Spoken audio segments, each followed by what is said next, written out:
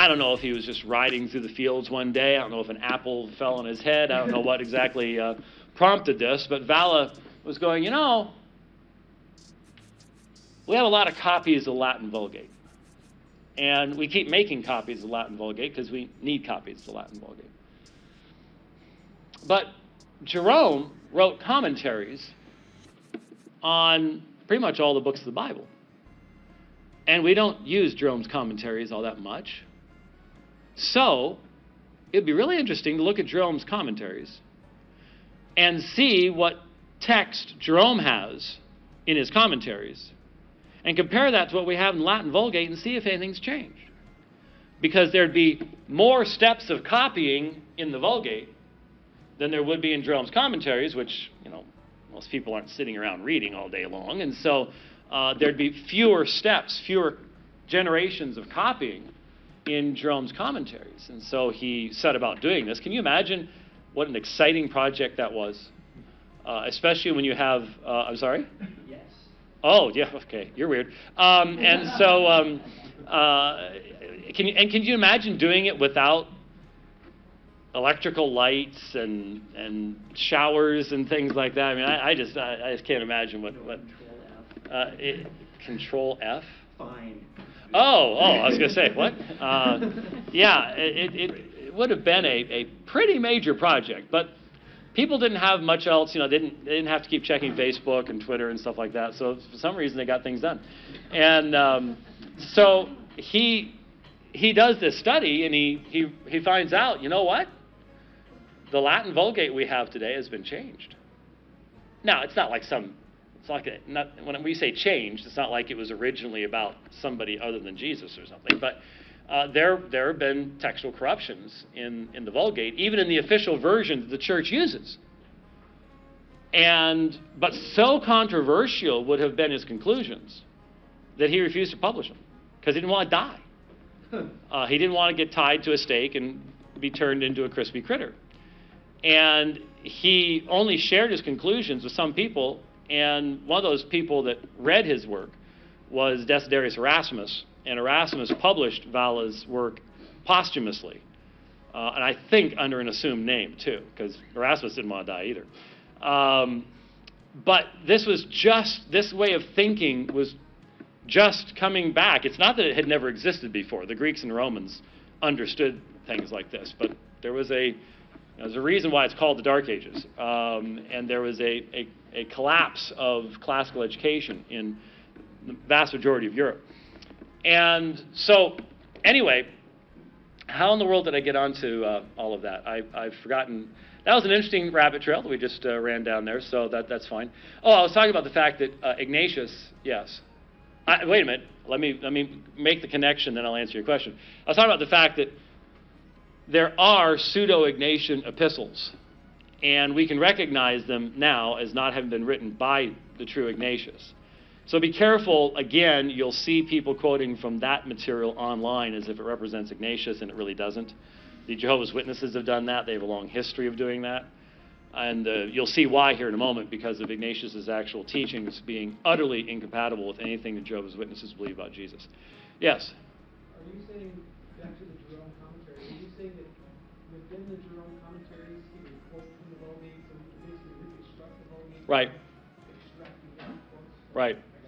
And Valla went, wow, this is interesting. It's changed.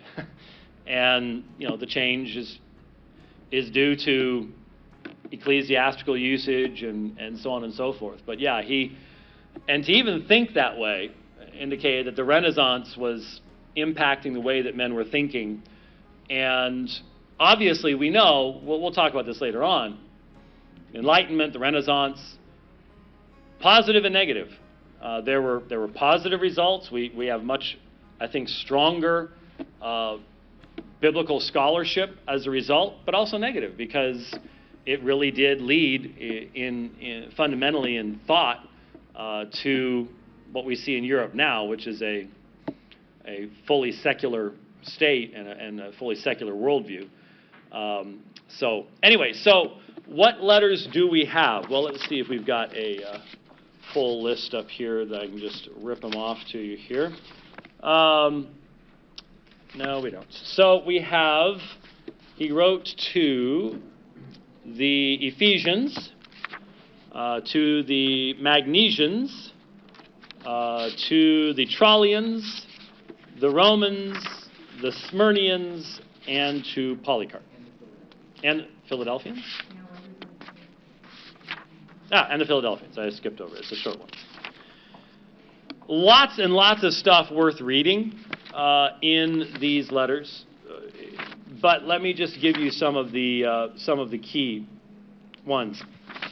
In his epistle to Polycarp, and I was reading that last stuff without assistance, but it's not enjoyable. Spend a lot of money on these things, you might as well use them so you can see.